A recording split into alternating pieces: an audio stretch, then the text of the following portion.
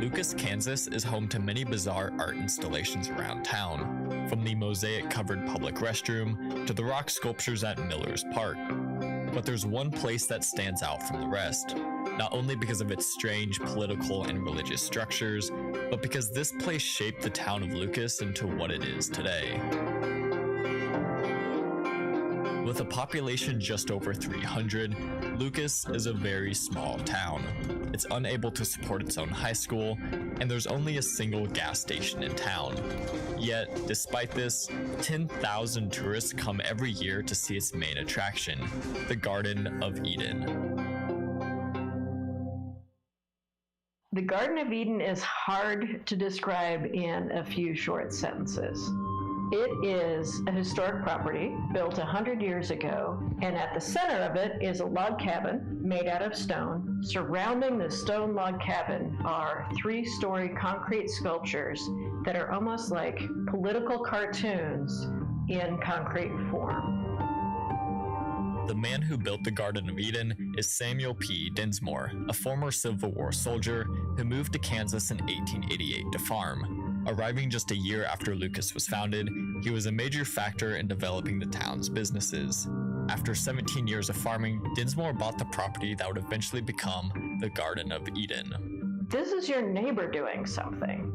I don't think anybody was upset about him building things, but if you've ever built something in public, or if you've ever done anything in public, you know there's that one guy who's going to come by every day and just like give you a hard time. Because Dinsmoor was sort of a firebrand and loved debating with people, there was a lot of that back and forth with his neighbors about what the meaning was behind the sculptures. The first structure to be built on Dinsmoor's new property was the limestone house. He envisioned the house to look like a log cabin, but instead of wood, it would be made of limestone. Not a single door or window in the house were the same size, and it featured elaborate moldings and baseboards.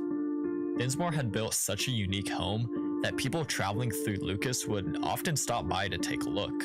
Looking to capitalize on the attention his house was already bringing in, Dinsmoor began constructing a few sculptures outside of his house that displayed images from the Bible.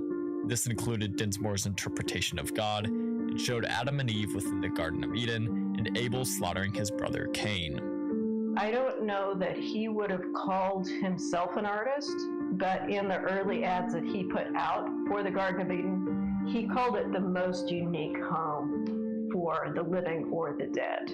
And he did call them sculptures. So when you call something a sculpture, I think that means that you know that you, as the maker of that sculpture, might be an artist. Dinsmoor continued building more structures on his property. However, as time went on, the structures Dinsmoor built turned from biblical to political, representing his views on politics and society. Dinsmoor was a part of the Farmers Alliance and was an avid supporter of populist ideologies. He believed that railroads, trusts, and monopolies were taking advantage of the common man, and these organizations formed to combat their influence. Many of the citizens of Lucas, however, were Republicans who disagreed with this viewpoint. I think Dinsmoor was really building this as a social critique. He intentionally put into his sculptures some of those ideas that could have been contentious, that really was poking at some other people. So that, when you say in a rural town, can get some pushback.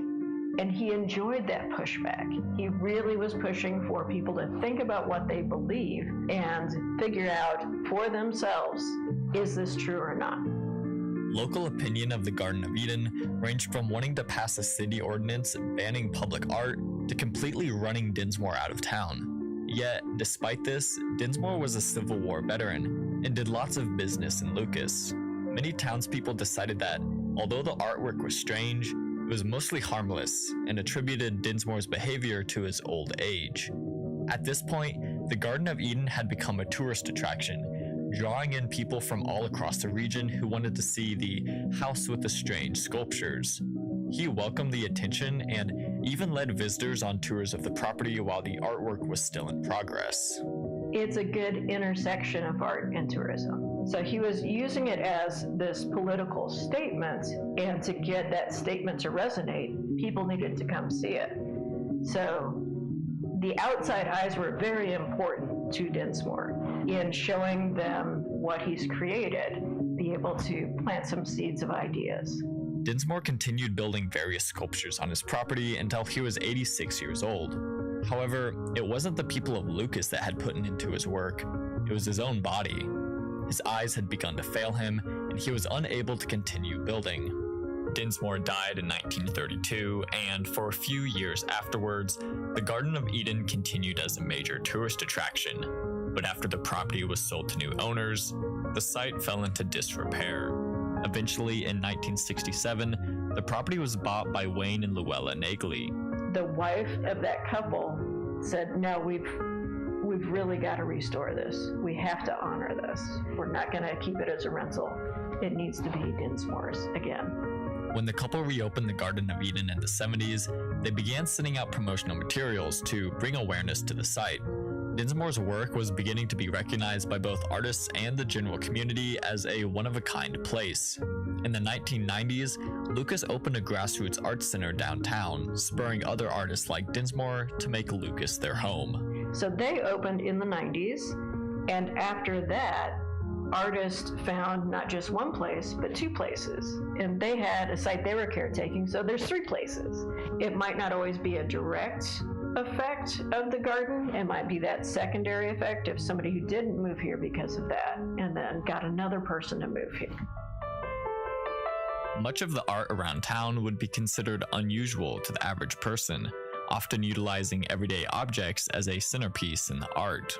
Because of the Garden of Eden's out there nature, everybody accepts this as normal. So it's not strange for somebody to decide, you know what, I'm going to make a bunch of cats out of farm implements and put them in my front yard. That's not odd here. That art of the everyman's everyday experience, using what you know and what you have to work with to make an embellishment that is maybe not functional, but is serving the purpose of making you happy. If we're just making art to be pleasant, then it's decoration. I'm more drawn to art that makes you stop and makes you not take things for granted that you pass by every day. That to me is what I'm drawn to as an artist. And as a cultural resources director for the Garden of Eden, I feel that same spirit here.